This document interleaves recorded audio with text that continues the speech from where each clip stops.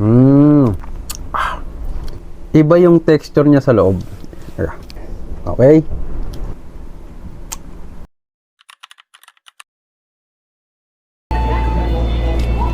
Para sa next ice cream, eto.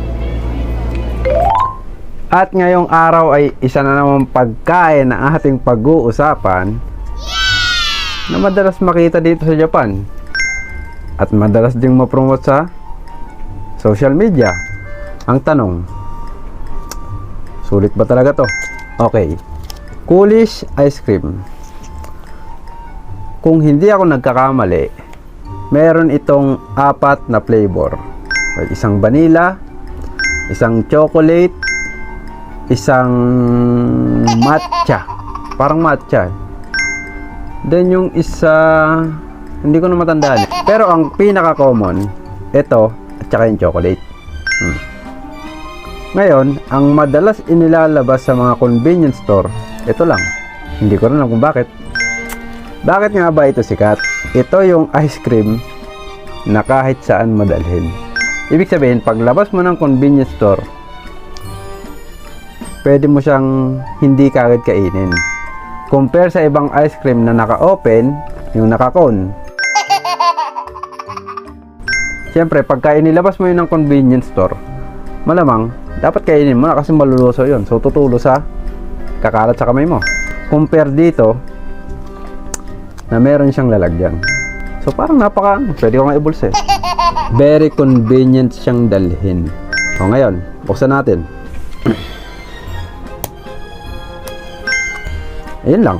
Ayun lang yung pinaka-special sa kanya. Etong lalagyan. First try.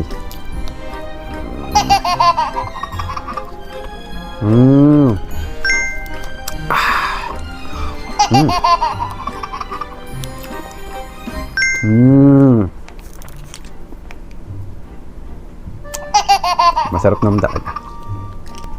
Sarap to.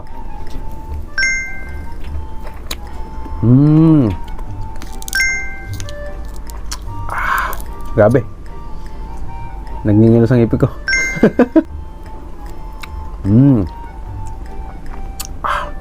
Ang ganda ng ano nito kasi refreshing talaga siya.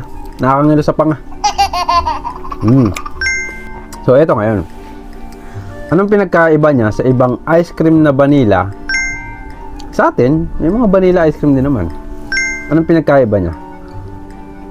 Iba yung texture niya sa loob. Pakita ko sa'yo. Tamayin ko na. Ayan. Okay.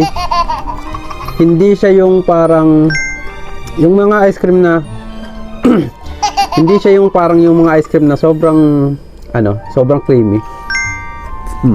Ito siya parang may mga buo-buo pa siyang yelo na nakakagat. Ayan o. Meron kasi tayong mga ice cream na yung parang ano ba tawag ng cream, yung parang mabilis siyang malusaw. Meron ganun eh, yung parang anlambot na ice cream, yung nilalagay sa sundae. Ayan, iba siya doon, hindi ganun yung texture niya. Ayan, ano siya, medyo may medyo konti siyang ice. Kakangilo ng ngipin kasi may para siyang may mga para siyang yelo. May mga ice pa siya maliliit. Maliban doon, kung pang refreshing talaga, ang dali niyang dalhin. Well, medyo ayoko na. Takpan natin.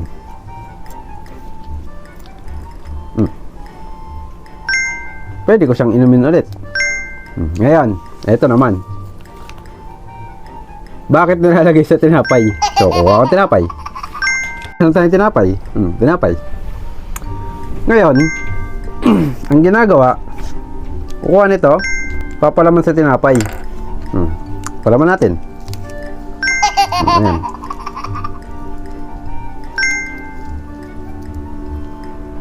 Ayan ah. Halos nilagay ko na lahat.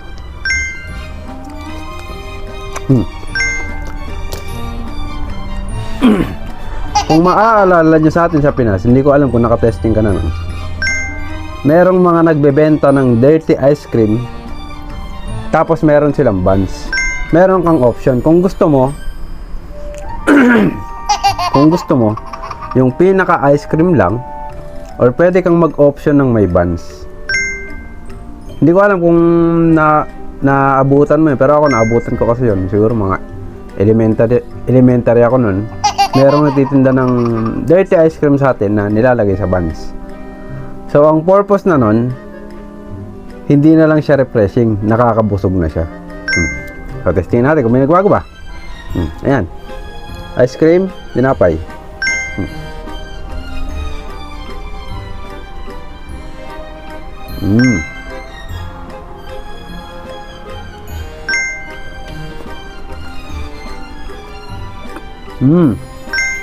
Wala.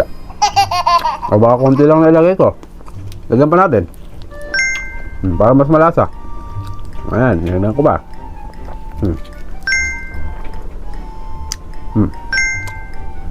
Ayan.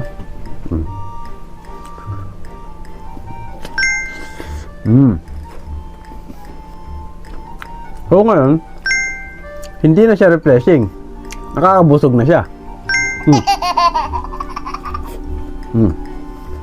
Kung ito lang mismo, refreshing talaga to. Kasi hanggang dito sa ano, nakakagat ko ba yung parang ano eh.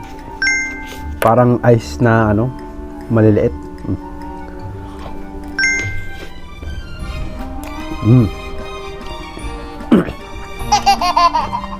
Ngayon na ako naka-testing ng gantong texture na ice cream. Sa atin wala na to. Yung para siyang may ano, para siyang may buha-buhangin na nakahalo, na nalulusaw. Galing.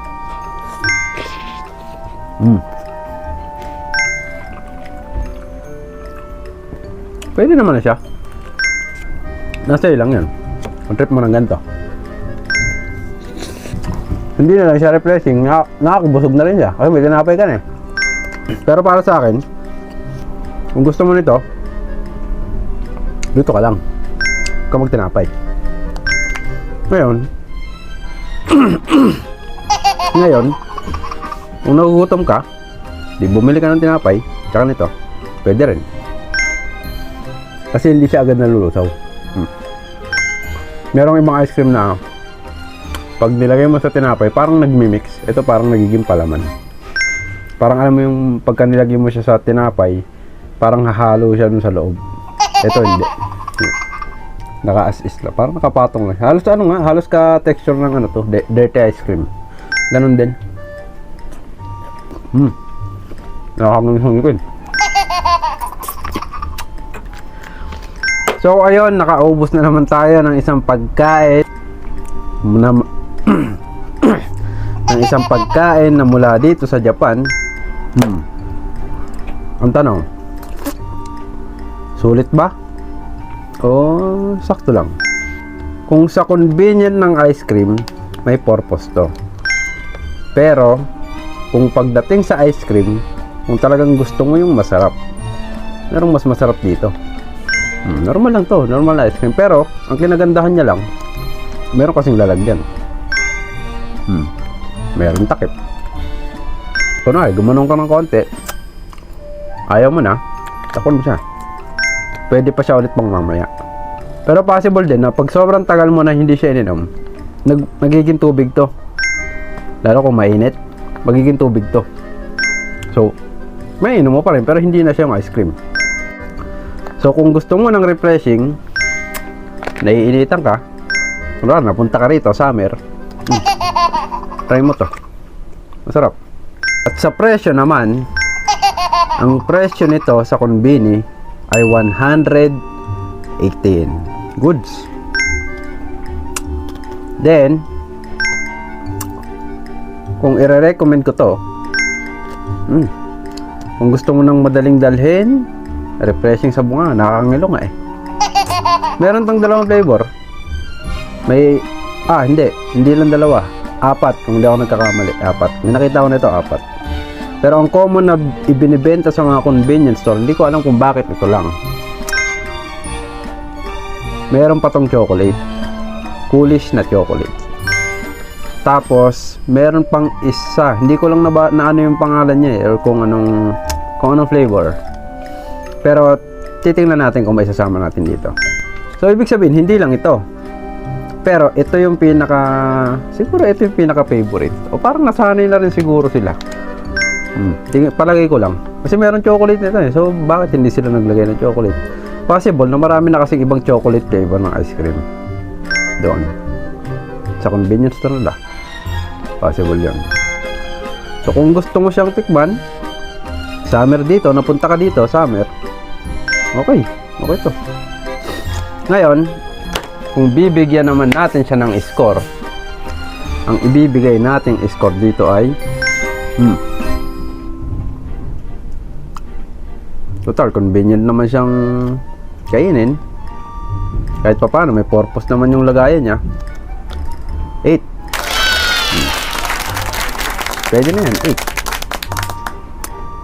Kasi para sa akin, mahilig ako sa ice cream eh. Pagdating sa ice cream, kung sa sarap, normal lang siya. Para sa akin kung sa sarap ng ice cream, sakto lang. Pero kung mahilig ka sa vanilla, goods to. Vanilla flavor. At kung curious ka sa iba pang lasa, presyo, at iba't iba pang pagkain doon sa mga convenience store, abangan mo yung mga susunod pang episode natin. Medyo inubo ko. Coolish ice cream. Refreshing, convenient, 8.